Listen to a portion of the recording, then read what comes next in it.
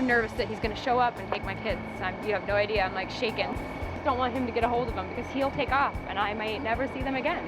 Jennifer placed a call to her babysitter Maria and told her she was on the way home and keep the kids safe. He's at the airport now, Jeffrey is. They wanted to basically get the kids out of the house before he gets there and tries to take them. You know, if it came down to it, would you either like keep them until my mom got there to fly them to her house? Or if you would fly with them to Iowa and then fly back, they'll fly you back? Kids are good. She said that she'll do what she has to do, you know, like she doesn't know if she can fly out because she has kids that are in elementary school and stuff. She's like, I don't know how I would fly out, but if your mom wants to fly here and pick them up, I'll keep them safe until she can get here. Then Jennifer headed to LAX. I need to get back there. I need to race back there before Jeffrey gets there. I don't want him to get the kids and take off. The plan is for me to fly home and pick up my kids, and I'm gonna go stay with my parents for a little bit and just kind of hang there for a few days until my lawyer gets back to town, and by the middle of next week the papers should be filed.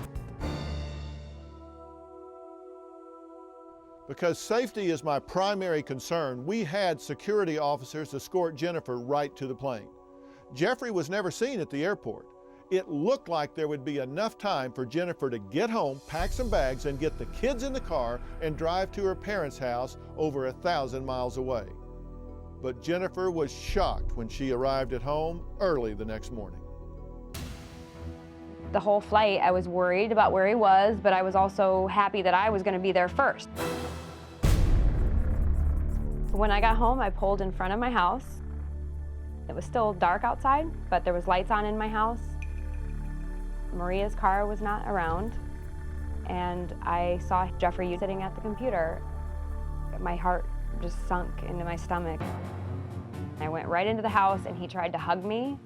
I had just been told by his therapist that he's dangerous. And so I said, no, Jeffrey, you need to leave. You need to leave right now. And he goes, why?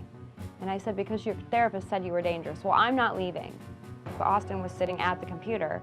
I went over by the computer to give Austin a hug and say, hey buddy, how's it going? And I look on the computer and he's got every single phone number off the caller ID written down on a piece of paper already.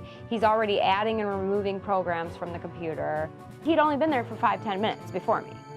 I said, well, I see you're up to your old tricks. And he's like, well, blah, blah. And I just said, Jeffrey, you need to leave. And he said, I'm not gonna leave. And he marched up the stairs. He started grabbing the girls out of their beds while they were still sleeping. I thought he was leaving with them. I couldn't let him take the kids. And so I called 911. When the cops arrived, Jeffrey had run down the block to meet them. When the cops got there, you could tell that they had almost gotten like I was crazy until I told them he was dangerous. And that's when the police officer said, we're gonna stay here until you get out of here, and then we're gonna stay for a little while after you leave to make sure he can't follow you.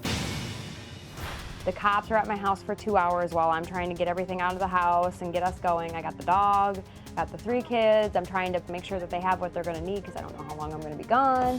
And then I took off and got on my way to Iowa with no sleep. I just wanted to go to bed, but I knew that I needed to get as far away from Virginia as possible, or else he would find me.